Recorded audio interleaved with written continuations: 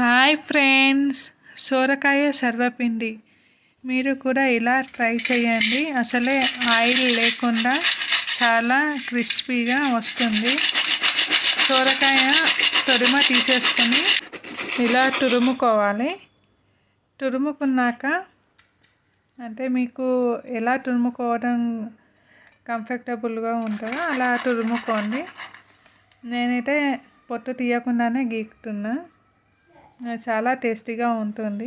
First ఒక mixie jar తీసుకొని అందులో పచ్చిమిర్చి, జీలకర్ర, ధనియాలు, వెల్లుల్లి, సాల్ట్, షుగర్ వీటిని గ్రైండ్ చేసుకోవాలి.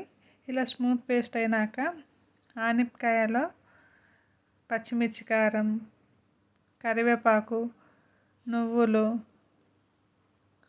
బియ్యం పిండి దీన్ని కలుపుకోవాలి. చపాతీ పిండి తడుపుకున్నట్టు వీటిని ఒక సర్కిల్ లాగా వేసుకొని పక్కకు పెట్టుకుంటున్నా. ఒక ప్యాన్ తీసుకొని అందులో ఆయిల్ వేసుకొని మొత్తం స్ప్రెడ్ చేసుకోవాలి. ఇప్పుడు ఈ పిండిని ఈ ప్యాన్ మీద ఇలా స్మూత్గా స్ప్రెడ్ చేసుకోవాలి. దీనికి హోల్స్ కూడా పెట్టుకోవాలి. హోల్స్ పెట్టుకుంటే ఈ శనగపిండి అనేది మంచిగా రోస్ట్ అవుతుంది. స్టవ్ వెలిగించుకొని ఈ ప్యాన్ మీద ఒక ప్లేట్ లాంటిది పెట్టుకోవాలి. ఇది ఓన్లీ లో ఫ్లేమ్ మీదనే చేసుకోవాలి.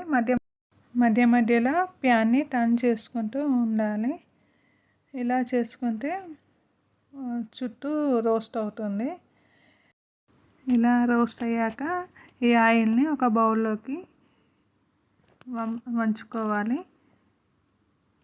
ఇలా చేసుకుంటే శనగపిండికి అసలే ఆయిల్ లేకుండా చాలా క్రిస్పీగా టేస్టీగా ఉంటుంది. మీరు కూడా ఈ రెసిపీని ట్రై చేయండి. ఎలా ఉందో నాకు కామెంట్ చేయండి. Thank you for watching. Please subscribe my channel. Bye friends.